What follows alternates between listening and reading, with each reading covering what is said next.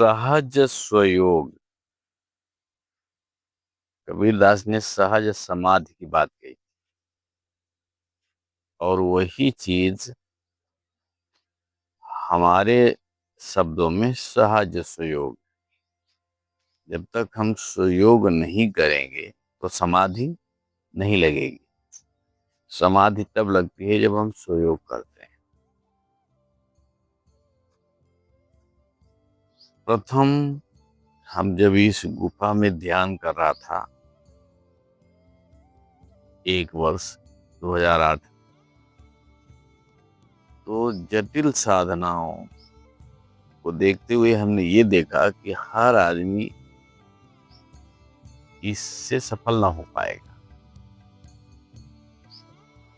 इसलिए हमारे अंदर प्रेरणा जगी कि हम ऐसी कौन सी साधना तैयार करें कि लोग सहज से सरल सर्व सामान्य लोग इसको स्वीकार कर लें और कर लें। यहाँ पर हमने सहज स्वयोग, कुंडलनी जागरण, कष्ट चक्र जागरण, प्राण केंद्रों का जागरण, पंचकोशों का जागरण, ये सब हमने यहाँ से आपको हटाया, क्योंकि आपको जरूरत क्या थी? सत्य की। तो सत्य आप उसी तरह से पा सकते हैं जैसे आप आसमान में उड़ते हुए भी कलकत्ता जा सकते हैं और जमीन से भी जा सकते हैं। और जमीन से जाने में ज़्यादा समय लगता है और ज़्यादा परेशानी होती है, पर बहुत कुछ देखते हुए जाएंगे। और सीधे आसमान के रास्ते से जब जाएंगे तो कुछ देखने को तो ना मिलेगा, लेकिन कलकत्ता पहुंच ही जाएंगे। उसी प्रकार से हमको क्या चाहिए? हमको सत्य का बोध चाहिए। सत्य हम जानना चाहते हैं, लेकिन रास्ते में चलने के अनेक तरीके होते हैं। आप किसी भी रास्ते से जा सकते हैं, तो रास्ते में बहुत कुछ अनुभव बढ़ता है। उसी प्रकार से शरीर की यात्रा में जब आप चलते हैं, शरीर की यात्रा करते हैं, तो चक्रों और कुंडली तमाम इन सी चीजों को जानते हुए देखते हुए आप जा रहे हैं, तो वक्त लग सकता है, उलझ भी सकते हैं, रुक भी सकते हैं। और सीधे यदि छलांग मार के जा रहे हैं तो वहीं गिरेंगे जहां जाना है। इसलिए हमने सहज स्वयोग की विधि इसी गुफा से अपने मार्गदर्शकों के निर्देश पर हमने शोध किया। सबसे पहले हमने आपको ये बताना चाहूंगा कि पहले हमें ईष्ट की अवधारणा सीखनी होगी। जैसे अभी आपकी साधना बिना इष्ट की होती नहीं, बिना आधार के आप कोई साधना नहीं कर पाते। तो आप मूर्ति ढूंढते हो, भगवान ढूंढते हो, गुरु ढूंढते हो और ऐसे बहुत चीज ढूंढते रहते हो, तब आपका मन लगता है। मतलब आप परमुखी हो, पराश्रयी हो, किसी आधार के बिना आपका ध्यान ही नहीं लगता। तो जब आप किसी दूसरे का आधार मान के ध्यान करते हैं तो आपका ध्यान की जो ऊर्जा होती है वो चली जाती है बाहर। और होना क्या चाहिए कि बाहर की ऊर्जा हमें अंदर आनी चाहिए, ताकि हम शक्तिवान बने। जैसे बैटरी आपको रिचार्ज करना है, तो यदि बैटरी के भीतर ऊर्जा संग्रह रहेगी तब ना बैटरी काम करेगी। उसी प्रकार से हमारी बॉडी के भीतर ऊर्जा जब आके संग्रह होगी, तब ना यह बॉडी अद्वितीय बनेगी, महामना बनेगी, काबिल बनेगी, चमत्कारिक बनेगी। और हुआ क्या कि आपने बाहर मूर्ति रख लिया, और बाहर मूर्ति को फोटो रख लिया, पत्थर की मूर्ति रख लिया, वहीं बैठ करके आप उस मूर्ति का अवलोकन कर रहे हैं। उस छवि को आप देख देख करके हृदय में ले जा रहे हैं। तो वह मूर्ति जीवित होती है। कहाँ से? आपके हृदय क्षेत्र में जब स्थापित हो जाती है। आपने अपने को धारणा नहीं बनाया, आपने एक काल्पनिक मूर्ति को धारणा बना लिया हृदय में। तो वह जो मूर्ति होती है वो आपके हृदय में जाकर के, भाव क्षेत्र में जाके जीवंत हो जाती है। और यदा कदा कभी आपके ध्यान में वही फिल्म आ जाता है, तो आप क्या समझते हैं कि हमको अमुक परमात्मा का दर्शन हो गया, आज दीदार हो गया, आज से मैं धन्य हो गया। ये पागलपन है। वो किसी का दर्शन नहीं हुआ है। वो जो छवि आप अंदर ले गए थे, तो भाव जगत में आपने उसे स्थापित कर दिया था, धारणा कर लिया था, तो वही हमारी भावना जो चैतन्य है, उसी को जीवंत कर दी। कुछ पल के लिए, कुछ समय के लिए, उसी का आपको दीदार हुआ है। लेकिन वो सच नहीं है, वो आपके लिए कोई मायना नहीं रखता। तो फिर क्या करना चाहिए? अपने स्व की अवधारणा करनी चाहिए। स्व ईस्ट, खुद अपना ईस्ट अपने भीतर है, वह है अपनी अंतरात्मा।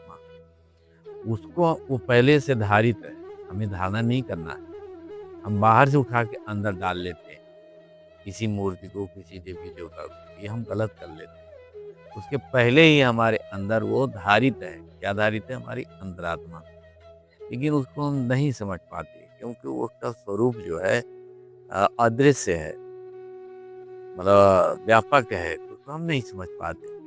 उसको समझने के लिए हमें मन के सहारे समझना होगा, क्योंकि आत्मा और तन, ये तन और आत्मा के बीच में एक तीसरी शक्ति हमारे भीतर है, जिसको हम मन कहते हैं। और यही मन जब विकसित हो जाता है, तो इसी को हम बुद्धि, चित्त, प्रज्ञा और आदि आदि नामों से जानते हैं, इसी का विकसित रूप। तो हम मन को ईष्ट बना करके और अपने स्व ईष्ट की अवधारणा करें। स्व ईष्ट मतलब अपनी अंतरात्मा की हम अवधारणा करें, न कि हम किसी बाहर की छवि लाएं, बाहर का फोटो लाएं। जैसे ये आप कैमरा लगाएं, जैसे आप बैठे हैं, मैं आपका ध्यान करूं। जब मैं आपका ध्यान करूंगा तो मेरे भीतर की जो ऊर्जा है, चेतना है, वो निकल के आप पर टकरा रही है। तो हम धीरे धीरे खाली हो रहे हैं। अंत में हम हुक्का बचेंगे, छूछे बचेंगे, मेरे पास कुछ नहीं। होना क्या चाहिए? इधर से ऊर्जा किसी चीज पर नहीं फेंकनी चाहिए, न फोटो पर, न किसी पर। उधर से ऊर्जा खींचनी चाहिए। तो आपको विश्वास ही नहीं होता कि उधर ऊर्जा आएगी कहाँ से, क्योंकि ये खुले आसमान में आपको नहीं लगता कि यहाँ ऊर्जा भरी है। भैया आपका मन जो है अबोध है, बुद्धि जो है अबोध है, छोटी है, तो आपको नहीं लगता कि अंतरिक्ष में ऊर्जा भरी पड़ी है। तो आप क्या सोचते हैं, अरे कैसे ध्यान रहूंगा? इसके लिए विकल्प है। दूसरे स्टेप में विकल्प हम बताएंगे। दूसरे स्टेप में इसका विकल्प क्या है, ईस्ट का। तो जब आप अपने मन को समेटने की प्रक्रिया सीखिए, मन को हम कैसे समेटें, तो आपका जो मन होता है या किसी का भी मन होता है, शरीर से 5 फीट चारों तरफ वलयाकार में आभा बनाए रहता है। शरीर में भी रहता है, शरीर से बाहर भी रहता है। तो उसको आप समेट करके अपने हृदय क्षेत्र में स्थापित करें। हाँ, हृदय क्षेत्र ये है, यहाँ स्थापित करें। धीरे धीरे धीरे धीरे उसको ऐसे समेटे समेटे समेटे, इस तरीके से समेटते आए, समेटते आए, समेटते आए, समेटते आए, और एक हृदय मिला के छोटा सा रूप, 6 इंच का, 1 फुट का छोटा सा रूप बना लें अपने ही शकल का, और उसको देखें, बारीकी से अध्ययन करें, और इस तन को धन्यवाद दें। यदि यह तन ना होता तो हम न होते, और यदि हम हैं भी तो तन के सहारे हैं। जैसे आप हम हैं, हम माने आत्मा, आप आत्मा तो हैं। पर यदि तन आपको धारण करने के लिए तैयार ना होता तो आप प्रकट रूप में कहाँ आते? आप प्रकट हो ही नहीं सकते थे। तो पहले इस तन को धन्यवाद दें, और धन्यवाद दें और इस शरीर के सारे अंगों का अवलोकन करें।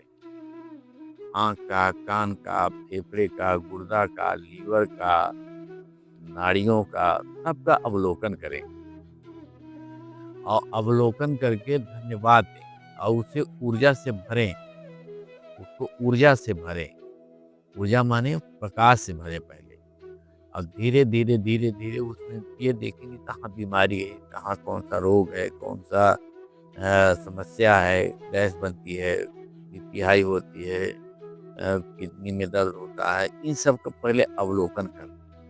अवलोकन करने के बाद शरीर विज्ञान को जाने पहले। जब तक शरीर विज्ञान नहीं जानेंगे तो शरीर रचना नहीं समझ पाएंगे। तो शरीर विज्ञान, पहले तो शरीर रचना विज्ञान, फिर शरीर क्रिया विज्ञान, दोनों चीज को जानना पड़ेगा। इसकी रचना कैसे हुई है, और फिर इसके भीतर ये फंक्शन कैसे चल रहा है। हम देख कहाँ से रहे हैं, सुन कहाँ से रहे हैं, समझ कहाँ से रहे हैं, हंस कहाँ से रहे हैं, रो कहाँ से रहे हैं, ये सब चीज जानना होगा। जब ये आप जान जाएंगे तब मन एकाग्र होगा। मन ही इस शरीर का संचालक है, मन ही इसे आगे गति देता है, मन ही रचनाकार है और मन ही इसका संचालक है और मन ही इसका पोषण करता है। ये आपको जानकारी होनी चाहिए। जब तक ये जानकारी आपको नहीं होगी तो आप प्रयोग नहीं कर पाएंगे। आपको मन का मूल्य समझ में नहीं आएगा।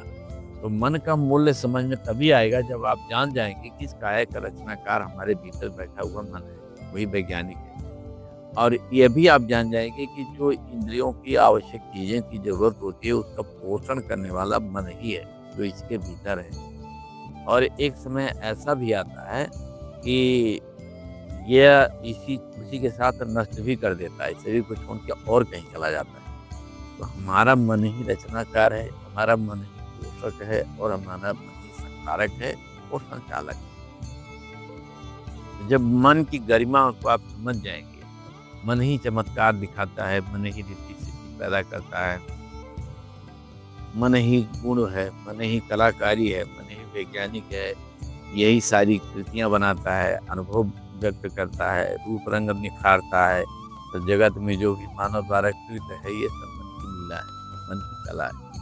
जब इस तरह से मन के बारे में आप जान जाएंगे विधिवत तरीके से, तब फिर मन पे आपकी ललक बढ़ेगी कि मन किसी भगवान से, किसी ऋषि से, किसी संत से, किसी मुनि से कमजोर नहीं है। यह मन तो मेरे भीतर भी है, इसलिए क्यों ना हम मन को साथ दें। तो आप मन को समेटिए, धीरे धीरे धीरे दुनिया से अपने को अलग करिए, सारे रिश्ते बाहर करिए और मन से रिश्ते जोड़िए। पहले तन को आपने समझा, अब मन को समझने की कोशिश करिए। तो समेटिए, तो समेट करके धीरे धीरे धीरे धीरे धीरे कहाँ लाएंगे आप? हृदय क्षेत्र में लाएंगे। इस शकल का, अपने ही शकल का, जो आज वर्तमान में आपका शकल है उसी शकल का आप अंदर ले आएंगे। वो अंदर ले आकर के आप ही मन है और आप ही आत्मा है और आप ही तन है, तीनों आप ही है।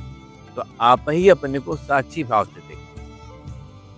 अभी थोड़ा कठिन होगा साक्षी भाव, जैसे हाथ जो है, ये हाथ जो है तो अपने को ही देखे, आंख अपने को ही देखे। बड़ा कठिन बात चल रही थी कि मन को एकाग्र करने की, कि मन ही हमारा सर्जक है, मन ही हमारा सब कुछ है और मन से ही हम सुख और दुख की अनुभूति करते हैं।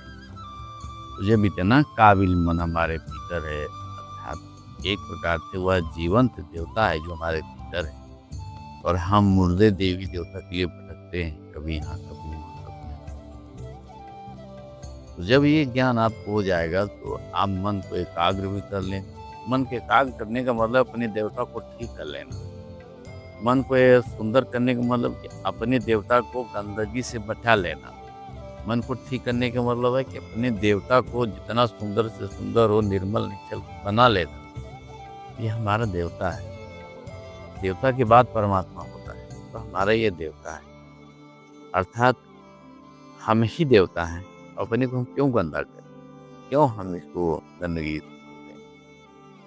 तो जब ये आपको समझ में आ जाएगा तो मन धीरे धीरे धीरे एकाग्र हो जाएगा, और जैसे ही हृदय क्षेत्र में आएगा वैसे साक्षी भाव से, जैसे अभी चर्चा कर रहा था कि आंख अपने को खुद देख, लेकिन आंख का स्वभाव क्या है? बाहर देख। हाथ दूसरे की तरफ जाता है पर हाथ अपने आप को देखते हैं। उसी प्रकार से है मन, अपने आप को मन ही देख। तो ये थोड़ा कठिन है पर संभव है। कि कैसे देखा जाता है? साक्षी भाव से। साक्षी माने गवाही। साक्षी का मतलब क्या होता है? गवाही। जैसे कोई घटना घट रही है, आप देख रहे हैं, तो उसी प्रकार से अपने भीतर कोई चीज घट रहा है, उसको आप ही देख रहे हैं। आप ही से घट रहा है, वो आप ही देख रहे हैं। थोड़ा यही कठिनाई आएगी समझने में भी और करने में भी। आपको लगता होगा कि अपने को कैसे देखें? तो आपके पास आंख है ना, आपके पास अनुभव है ना, आपके पास सब चीज तो है। इसी अस्त्र शस्त्र से आप निर्बल थोड़ी हैं।